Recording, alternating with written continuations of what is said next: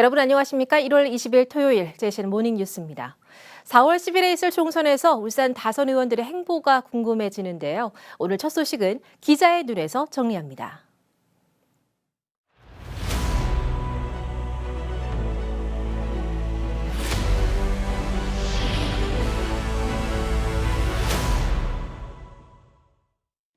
네, 국회의원을 뽑는 4월 총선 이제 80여일 앞으로 다가왔습니다. 매번 그렇습니다만 이번 선거 열기도 예측 가능하지 않은 일들이 자주 생기고 있단 말이죠. 자, 오늘 기자의 눈에서는 최근에 일고 있는 총선 관련 뉴스를 전우수 국장과 정리해 보겠습니다. 전 국장 안녕하세요. 안녕하십니까.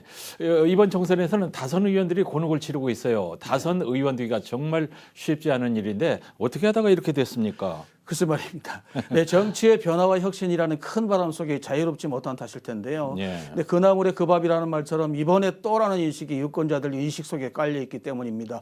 기초나 광역단체장을 하던 사람이 국회의원으로 급을 올리는 경우가 많습니다. 예. 때문에 국회의원이 된 것은 그렇게 오래된 것 같지 않은데 기초단체장, 광역단체장 등에 이어서 또 출마를 하다 보니까 또 그 인물이냐라는 그런 부정적인 소리를 듣게 되는 것 같습니다. 예, 뭐 그렇지만 올챙이가 개구리 되듯이 지방자치단체장 경험을 배경으로 해서 큰 물에서 더 큰 물에서 다선 의원까지 됐는데 이게 뭐가 잘못됐어요? 그렇습니다. 그러나 이 우리 울산 총선의 역사를 한번 더듬어 보면은 우리 유권자들은 이 다선 의원을 키우는데 다소 인색했습니다.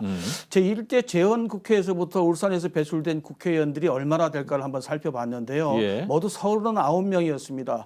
이 가운데 울산 출신의 유명한 분이죠. 울산 유학생들을 키웠던 분인데 동천학사를 서울 예. 이 성북대에 설립했던 정혜영 정혜영 씨. 예. 7선 의원입니다. 그렇습니다. 또 정몽준 의원이 13대에 이어서 19대까지 모두 7선 의원이 됐고요. 그러나 이들 두 분은 울산에서 마지막으로 정치활동을 하지 않았기 때문에 열애로 봐야 할 것 같습니다. 예. 제가 준비한 표가 하나 있는데 한번 보시죠. 예. 네, 순수하게 울산에서만 최다 의원이 된 인물은 중구에서 내리 5선을 한 이 정가빈 의원입니다. 네. 다음으로 4선 의원이 고 김태효 의원, 그리고 울주군의 강길부 의원, 그리고 현직 이 남구의 김기현 의원입니다. 예. 또 다음이 3선이죠. 남구와 남구갑에서 최병국 의원, 그리고 이 현직의 이채기 의원이 3선입니다. 네. 네, 거론된 이들 의원들을 제외하고는 대부분 초선 또는 재선을 끝으로 신인들에게 자리를 비켜줘야 했는데요.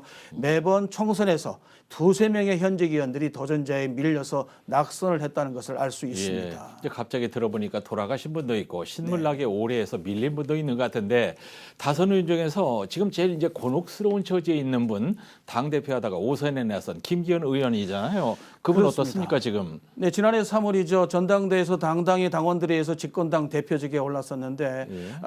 9개월 만에 뭐 당직을 내놓아야 했습니다. 네, 험지 출마 또는 지역구 출마 이 포기 압박을 계속 받아왔던 이 김기현이 최근 기자간담회 등에서 자신의 입장을 밝혔는데 예. 많이 답답해하고 억울해했습니다. 아니, 그렇겠습니까? 네, 윤석열 대통령하고 가까운 것이 왜 문제냐? 예. 또 험지 출마를 자꾸 얘기하는데 내 지역구인 남구율이 그렇게 만만한 것은 아니다. 또 험지 출마라고 해서 전혀 연고도 없는 서울 등지에 출마하는 것도 좀 우스운 일 아니냐라는 네. 그런 입장을 밝혔습니다. 말은 맞는 말이죠. 그러니까 남구 출마는 늘 뉴스에서 얘기했습니다만 절대로 움직일 수 없다 이거 아닙니까? 그렇습니다. 의정보고회나 페이스북 등 SNS를 통해서 남구율 출마를 기정사실화하고 있는데요.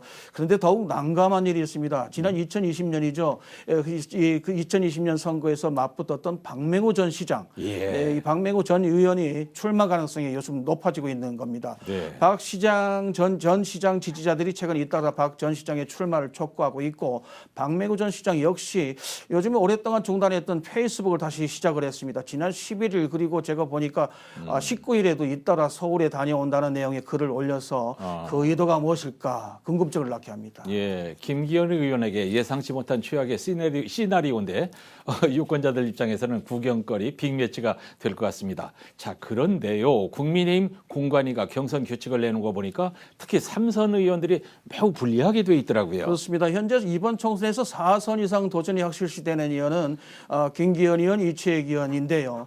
지난 16일 국민의힘이 공천관리위원회가 경선 규칙을 발표했는데 이들 3선 이상 현역 의원들에게는 예. 충격적인 것이 있습니다. 그러게요. 국민의힘 경선 규칙에 따르면 3선 이상을 한 현역 의원은 경선 득표율에서 15%를 감산합니다. 예. 또 현역 의원 중에 권역별 하위 10%는 아예 컷오프하기로 했고요. 또 권역별 하위 10% 초과하거나 30% 이하인 경우에는 득표율의 20%를 감산하게 돼 있어서 예. 최고 잘못하면 35%까지 감산하게 됩니다. 이야, 이제 두 의원들은 당연히 반발하고 그렇죠. 있죠.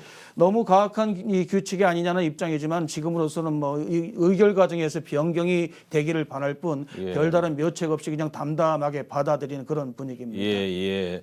이채익 의원도요, 자리를 넘보는 신인들이 넘쳐나던데 자존심이 굉장히 상할 것 같아요. 안 그렇겠습니까?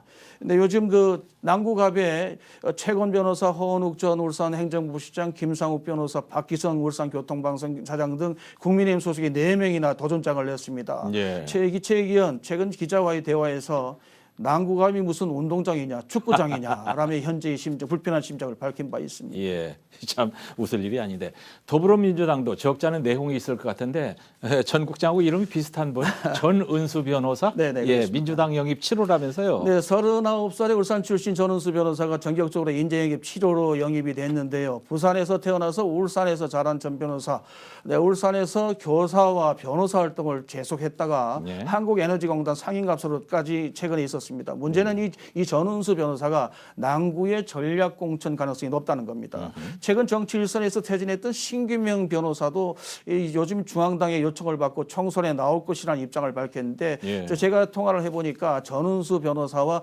남구갑이 될지 을이 될지를 놓고 현재 협의를 하고 있다라고 밝히고 있어서 예. 조만간 남구갑이냐 을이냐를 놓고 출마선을 본격화하게 될 것 같습니다. 예. 문제는 이미 더불어민주당의 손정학, 박성진 지역위원장 그리고 김현근 예비후보들이 선거운동을 하고 있는 상황에 네. 이들이 뒤늦게 가세할 것으로 보이면서 더불어민주당 내 진통이 불가피할 것 같습니다. 예, 정주하고 오랜만에 방송하니까 시간이 휙휙 지나는데 이미영 전 부의장 민주당 탈당하고 이제 이낙연 당으로 갔는데 그거하고 북구하고 좀 묶어서 정리해 주시죠. 네, 이미영 전 부의장이 민주당을 탈당하고 이낙연 신당으로 갔고요. 예. 신당 소속으로 남구갑에 나올 것이라고 하니까 이래저래 남구갑은 치열한 격전지가 될 것 같습니다. 예. 또 여기에 북구에도 금품 수수 혐의로 검찰로부터 기소되면서 처음이 답답한 처지에 놓이게 된 이상은 의원이 의원에 맞서서 이동건 북구청장 그리고 박병석 전 시의회 의장, 백운찬 전 시의원이 도전장을 던진 상황에서 그 결과도 현재 주목이 됩니다. 예.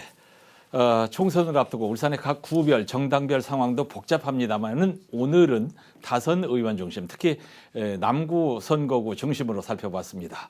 전우숙 장하고 얘기해 보니까 시간이 빨리 갔어요. 재밌네요. 자주 좀 나와주세요. 감사합니다. 고맙습니다. 네.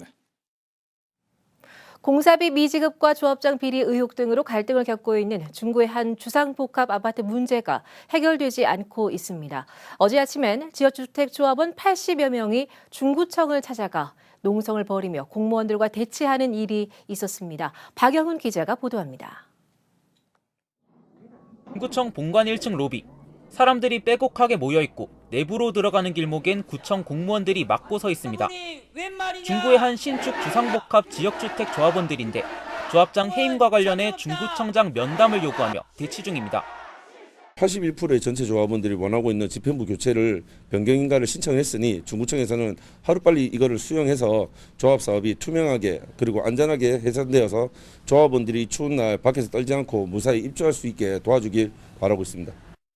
앞서 조합원들은 비리 의혹 등으로 수사 중인 조합장을 해임하기 위해 지난 14일 임시총회를 개최하려 했지만 조합장이 총회 개최 금지 가처분을 신청했고 법원은 총회 소집 절차상 하자를 이유로 조합장의 손을 들어줬습니다. 이에 조합원들은 조합 규약을 근거로 조합원 80%의 합의를 받아 중구청의 조합장 해임 등 임원진 변경에 대한 변경인가를 신청했지만 중구청은 주택법을 근거로 인가해줄 수 없다는 입장입니다. 해당 지역주택조합의 조합규약 24조 7항에는 조합원 80%의 서면에 의한 합의가 있을 경우 총회의 의결이 있는 것으로 본다는 내용이 있습니다. 하지만 중구청은 조합장 해임 등 국토교통부령으로 정하는 사항을 의결하는 경우엔 2017년 신설된 주택법 시행령 20조 4항에 따라 조합원이 직접 출석하는 총회를 개최해야 한다는 겁니다. 결국 2시간여 동안 농성이 이어진 끝에 김영길 중구청장이 조합원들을 만나러 내려왔습니다. 대근하러 될 것도 왜 보내드리겠습니까? 그래서 대표성 있는 분들하고 해서 해드리는 조건을 지금 찾는 중이에요. 김 구청장과 관계 공무원들이 조합원 대표자들과 면담을 통해 조합장 해임 등 임원진 변경이 법적으로 가능한지 논의하기로 하고 농성은 마무리됐습니다. JCN 뉴스 박영훈입니다. 국민의힘 기독인 회장을 맡고 있는 이채희 국회의원은 어제 한동훈 국민의힘 비상대책위원장과 함께 장종현 한국교회총연합회 대표 회장과 김종생 한국기독교교회협의회 총무를 예방했습니다. 이 자리에서 한동훈 국민의힘 비상대책위원장은 한국교회가 근대사의 중추적 역할을 다한 만큼 교계의 목소리에 귀 기울이겠다고 말했습니다. 이채희 의원은 기독교를 비롯한 종교계가 합심해 영유아 돌봄 체계에 종교시설 등을 활용할 수 있는 방안도 마련해야 한다는 입장을 전달했습니다. 동구의 첫 문화예술복합공간인 슬도아트와 문화공장 방어진이 어제 슬도아트에서 개관식을 열고 운영에 들어갔습니다. 슬도아트는 기존 슬도 입구에 있던 소리체험관을 리모델링해 2층 규모로 어린이 체험관과 전시관 2개소 등 지역 작가와 주민이 만나는 문화예술 거점 공간으로 조성됐습니다. 문화공장 방어진은 방어진 활어센터 내 유휴 공간을 리모델링해 지역 작가들의 창작 작업을 주민들과 공유하는 전시실과 체험 창작 공간 등으로 구성됐습니다. 김종훈 동구청장은 주민들이 다양한 문화예술을 체험하면서 삶의 질을 높일 수 있도록 지속해서 지원하겠다고 말했습니다. 태화강과 동천에 서식하고 있는 물새 관찰을 위한 울산 철새 여행버스가 어제부터 운행에 들어갔습니다. 울산시와 태화강 생태관광협의회가 주관하는 울산 철새 여행버스는 매주 수요일부터 일요일까지 주 5일 오전 9시 30분과 오후 1시 30분 하루 2차례 운행하며 9월과 10월 그리고 설날과 추석 당일은 휴무입니다. 버스는 태화강 국가정원 제1부설 주차장에서 출발해 태화강과 동천 일대를 둘러보며 탐조 시간은 3시간 정도 소요됩니다. 참가 희망자는 태화강 생태관광협의회 누리집을 통해 회당 12명씩 선착순 모집하며 참가 신청은 개인, 가족, 단체 모두 가능합니다. 남구청이 명품 정원도시 조성 사업을 본격 추진하기로 했습니다. 남구청은 명품 정원도시를 올해 목표 사업으로 정하고 기후 대응 도시숲 조성과 정원도시 인프라 구축 등 10개 주요 시책을 정하고 26개의 세부 사업을 추진한다고 밝혔습니다. 남구청은 이번 명품 정원도시 조성으로 전국적인 관광지로 경쟁력을 키워나가기로 했습니다. 부산지방법원과 울산지방법원에서 56억 원 상당을 횡령한 7급 공무원이 구속 기소된 가운데 울산지방법원이 경매 배당금을 제대로 받지 못한 피해자들 파악에 나섰습니다. 피해자들은 피해 사실조차 모르고 있는데 법원은 모두 찾아내 피해가 회복될 수 있도록 조치한다는 입장입니다. 구현희 기자의 보도입니다. 구속 기소된 7급 공무원인 A씨는 2019년과 2020년 울산지방법원 경매 참여관으로 있으면서 모두 720건의 경매 사건을 처리했습니다. 이번에 적발된 건 A씨가 가족 명의로 부정 출급한 경매 배당금 7억 8,300여만 원입니다. 울산지방법원은 A씨가 가족이 아닌 지인 등 제3자 명의로 부정 출급한 사례가 또 있는지 추가 조사를 하고 있습니다. 수석 부장판사를 팀장으로 8명의 피해 회복 지원팀도 구성했습니다. 경매 배당금을 제대로 받지 못한 채권자들의 피해 회복을 위해서입니다. 부산지방법원에서 발생한 공탁금 횡령의 경우 피공탁자가 명확하지 않은 사건들이어서 사실상 피해 회복이 불가능하지만 경매 배당금은 그렇지 않다는 게 울산지방법원의 설명입니다. 구체적인 피해 회복 방안은 먼저 경매 절차 내에서 구제가 가능한 방법을 검토한 뒤 여의치 않으면 국가 배상 절차를 안내하겠다는 겁니다. 현재 범행이 드러난 6건의 경매 사건 피해자 수는 13명. 아직 피해 사실이 전달되지 않은 가운데 법원은 피해자가 더 있는지 조사하고 있습니다. JCN 뉴스 구현입니다. HD현대중공업이 서울대학교와 함께 선박 화물창의 충격을 줄이는 슬로싱 기술 고도화를 통한 친환경 선박 기술 개발에 나섭니다. HD현대중공업은 어제 HD현대글로벌 R&D 센터에서 친환경 선박 기술 개발을 위한 상호 협력 MOU를 체결했습니다. 이번 협약에 따라 HD현대중공업과 서울대학교 연구센터는 선박 화물창에서 액체 화물의 동요로 인한 충격을 완화하는 슬로싱 관련 기술 개발을 공동 진행하게 됩니다. 울산시는 개방형 직위로 공개 모집한 복지보훈 여성국장에 장태준 전 울산시 행정국장을 어제자로 임용했습니다. 신임 장태준 복지보훈 여성국장은 울산시 행정국장과 복지여성국장 등을 역임하는 등 보육과 출산 장려와 고령사회정책 등 사회복지 분야를 수행하는 적임자로 평가받았습니다. 신임 복지보훈 여성국장 임기는 2년입니다. 울산시는 2024년 상반기 건강증진 분야 민간 보조금 공모사업 지원 계획을 공고하고 다음 달 1일까지 신청을 받습니다. 공모 분야는 보건과 정신건강, 감염병 예방과 위생식품 안전 등 시민 건강 증진 관련 사업으로 올해의 경우 총 6천만 원이 지원됩니다. 공모 신청을 희망하는 단체는 지원 신청서와 사업 계획서 등을 작성해 시민건강국 소관부서를 방문하거나 우편으로 접수하면 됩니다. 울산시는 오는 22일부터 다음 달 8일까지 3주간 설 명절 대비 불법 대부 영업 특별 단속을 실시합니다.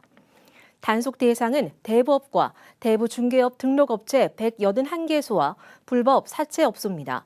이번 단속에서는 연 20%인 법정 이자율 초과 징수 여부와 허위 과장 광고, 부당 수수료 징수 여부 등을 집중적으로 점검합니다. 한편 울산시는 대부업 전담 특별사법경찰관을 도입한 지난 2020년 8월 이후 연 3,900%의 부당 이자를 징수한 불법 사채 사건을 포함해 불법 대부업자 수십 명을 검거해 검찰에 송치했습니다. JCN 모닝뉴스를 마칩니다. 함께해 주신 여러분 고맙습니다.